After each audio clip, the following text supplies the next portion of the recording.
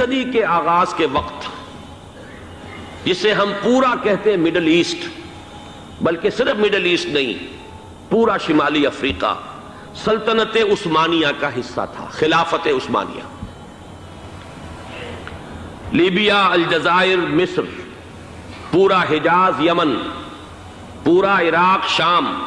اور یہ شام ہی کے حصے ہیں در حقیقت، اردن اور لبنان، یہ سب، یہ شام عرب، عراق عرب، یہ پورا علاقہ خلافت عثمانیہ یہ اس کا حصہ تھا۔ پہلی جنگ عظیم میں انگریزوں نے عربوں کو بغاوت پر آمادہ کیا، غداری پر آمادہ کیا، انہوں نے خلافت عثمانیہ کے خلاف بغاوت کی، بیج بوئے، ابھارا انہیں، تم ترکوں کے غلام کیوں ہو، تمہیں خود حاکم ہونا چاہیے، تم کھڑے ہو جاؤ، ہم مدد کریں گے، تم بغاوت کرو، تم ان ترکوں کے خلاف ہماری مدد کرو، ہم تمہیں آزاد کر دیں گے، تم اپنے پاؤں پر خود کھڑے ہو جانا۔ یہ بہت ہی ہمارے لیے دردناک المیہ ہے اس پہلی جنگ عظیم کا۔ کرنل لارنس جیسا شخص، برطانوی استعمار، اور اس کے نتیجے میں عربوں نے بغاوت کی۔ اور اس قدر دردناک بات آپ کو بتا رہا ہوں، میں پہلی مرتبہ جب سن 62 میں حج کے لیے گیا مدینہ منورہ میں، ابھی وہ ریل کے انجن کھڑے ہوئے تھے۔ یہ ترکی کے زمانے میں، سلطنت عثمانیہ کے زمانے میں بغداد سے مدینے تک ریلوے لائن تھی۔ یہ پورا ایک عالم سلطنت عثمانیہ، صرف سلطنت نہیں، خلافت عثمانیہ، پوری ٹرینیں جو ہے ترکوں کی اڑائی گئی، ہزاروں ترکوں کو شہید کیا گیا، یہاں تک کہ صحن حرم میں شہید کیے گئے سینکڑوں ترک۔ یہ جرم تھوڑے نہیں ہے، معمولی نہیں ہے۔ آج جس کی سزا مل رہی ہے، معلوم ہونا چاہیے کہ وہ جرائم کون کون سے تھے۔ اب بھی جو لوگ گئے ہیں انہوں نے دیکھا ہوگا، ترکی کا قلعہ موجود ہے اوپر پہاڑی کے اوپر، حرم کا جو سب سے بڑا دروازہ ہے باب ملک عبدالعزیز،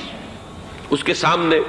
ایک لائبریری ہوتی تھی، اب تو غالباً وہ بھی گرا دی گئی ہے، اس کے پیچھے پہاڑی پر ترکوں کا قلعہ ہے پرانا، اس پر توپیں موجود تھیں۔ جب بغاوت ہوئی ہے، جو حرم میں آئے ہوئے تھے ترک فوجی، ظاہر بات ہے نہتے، وہ تو نماز پڑھنے آئے ہوئے تھے، ان کو وہاں ذبح کیا گیا ہے، اور ترکوں نے اپنی توپیں استعمال نہیں کی کہ کہیں بیت اللہ کو کوئی گدن نہ پہنچ جائے۔ بہرحال یہ غداری ہوئی ہے پہلی جنگ عظیم کے دوران، اور نہ صرف ترکوں پہ عربوں نے کی ہے۔ جیسا کہ میں نے کہا تھا، دو ہیں سب سے بڑے مجرم روئے ارضی کے اوپر امت مسلمہ کے طبقات۔ ہمارا پنجابی سپاہی بھی جا کر انگریزوں کی مدد کر کے ایلن بی کو قبضہ جو لے کر دیا بغداد کا، اس میں ہمارے مسلمان پنجابی سپاہی بھی شامل تھے۔ یہ خون چکاں باب ہے ہماری تاریخ کا اس صدی کا۔ لیکن اس کے بعد سلطنت عثمانیہ کے ٹکڑے ہو گئے، چیتھڑے ہو گئے۔ ایک انگریز نے لکھا ہے یہ جملہ، زہر میں بجھا ہوا جملہ، کہ تاریخ میں یہ بات ثبت ہو جائے گی کہ ایک انگریز نے اس سلطنت کے ٹکڑے کر دیے کہ جو عمر فاروق نے قائم کی تھی رضی اللہ تعالیٰ عنہ۔ یہ پورا عالم، یہ تمام علاقہ کس نے فتح کیا تھا؟ یہ بات ہاتھ بدل گئے تھے، پھر ترک آ گئے، خلافت عثمانیوں کے پاس چلی گئی، لیکن یہ سلطنت تو حضرت عمر رضی اللہ تعالیٰ عنہ کے زمانے سے چلی آ رہی تھی۔ اس کو ایک انگریز کرنل نے، اور اس نے بغاوت پہ آمادہ کر کے عربوں کو اور ترکوں کے پیٹھ میں چھرا ڈھپوا کر ان کے ذریعے سے اور ٹکڑے کر دیے۔ لیکن جب جنگ ختم ہوئی، اب انہوں نے کہا کہ اب ہمیں آزادی دیجئے، تو اب انہیں معلوم ہوا کہ غداروں کو دنیا میں کیا ملتا ہے۔ ٹکڑے کر دیے گئے۔ یہ حصہ عراق یہ انگریز کے پاس رہے گا، شام کا یہ علاقہ یہ فرانسیسیوں کے پاس رہے گا، مصر پر انگریزوں کا تسلط رہے گا، لیبیا اطالویوں کے پاس رہے گا۔ لے دے کر یہ جو علاقہ تھا حجاز، چونکہ وہاں کچھ تھا ہی نہیں، بوادٍ غیر ذی زرع، یہ عربوں کے پاس چھوڑ دیا گیا۔ اس وقت جو بادشاہ ہیں شاہ حسین اردن کے، ان کے دادا سب سے بڑے غدار وہی تھے، لہذا ان کو اس علاقے کی بادشاہت دے دی گئی۔ اس کے بعد نجد سے ایک تحریک اٹھی ہے، وہ سعودی جو خاندان ہے وہ نجد سے اٹھا ہے۔ نجد میں اس وقت کچھ بھی نہیں تھا، وہ تو صرف ریت کے تودے تھے اور کچھ بھی نہیں، لہذا ادھر کسی استعماری قوت کو دیکھنے کی ضرورت ہی نہیں تھی۔ وہ تو بعد میں تیل برآمد ہوا اور اس کی حیثیت ہو گئی، اور یہ امارات کا علاقہ جو ہے اس کی دنیا میں اب گویا کہ یوں سمجھیے کہ جو سب سے زیادہ اہم علاقے ہو سکتے ہیں روئے ارضی کے نقشے پر، ان میں سے ایک وہ ہو گیا، لیکن یہ اس وقت کی بات میں کر رہا ہوں، کوئی حیثیت نہیں تھی، لہذا اس کو چھوڑ دیا گیا۔ یہ ہے تاریخی پس منظر، یہ لکیریں جو کھینچی گئی ہیں، یہ ایک ملت اسلامیہ کو جو قومیتوں میں تقسیم کیا گیا، پھر نعرے لگوائے گئے المصر للمصریین الشام للشامیین۔ اب شامی ایک علیحدہ قوم ہو چکے ہیں، مصری ایک علیحدہ قوم ہو چکے ہیں، عراقی ایک علیحدہ قوم ہو چکے ہیں۔ یہ ساری تقسیمیں استعمار کی پیدا کرنا ہے، اس کا کوئی تعلق اسلام کے ساتھ نہیں۔ اب ضرورت تو اس بات کی تھی کہ استعمار کے پنجے جب یہاں سے کچھ ہٹے، دوسری جنگ عظیم کے بعد ایک دور آیا، امریکہ ابھرا ہے دنیا کی عالمی سطح پر سیاست میں، اس کے ہاں کچھ آزادی کے تصورات تھے، اس نے بھی سپورٹ کیا۔ برطانیہ کمزور ہو چکا تھا، وہ اتنے بڑے علاقے کو اب ہولڈ نہیں کر سکتا تھا۔ ہندوستان بھی آزاد ہوا، پھر یہ کہ اور دوسرے علاقوں سے بھی اس کو پسپائی اختیار کرنی پڑی۔ استعمار کے پنجے جس طرح بھی ہوئے، ان کے سینوں سے، عربوں کے سینوں سے جو ہے گویا کہ وہ ہٹے، لیکن امریکہ نے ایک اپنی بہت بڑی حکمت عملی جو اختیار کی، عالم عرب کے سینے میں اسرائیل کا خنجر پیوست کر دیا، تاکہ یہ کبھی آزاد نہ ہو جائیں، ہمارے انگوٹھے تلے رہے، ہماری پالیسی گمن کرے۔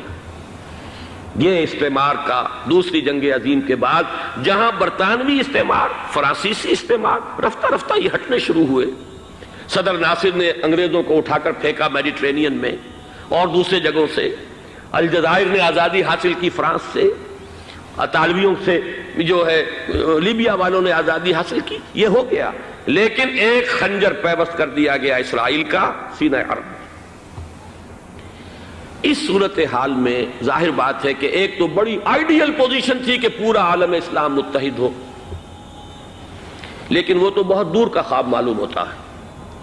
علامہ اقبال سے بڑا کوئی نقیب نہیں ہے ملت اسلامی کی وحدت کا، ایک ہو مسلم حرم کی پاسبانی کے لیے نیل کے ساحل سے لے کر تابخا کے کاشغر، لیکن انہیں بھی اپنے لیکچرز میں کہنا پڑا کہ اس وقت جو صورتحال ہے پورے عالم اسلام کی ایک وحدت بن جانا تو تقریباً ناممکن نظر آ رہا ہے۔ اگر کسی طرح ایک common wealth of Muslim nations وجود میں آ جائے تو بھی بڑی کامیابی ہوگی،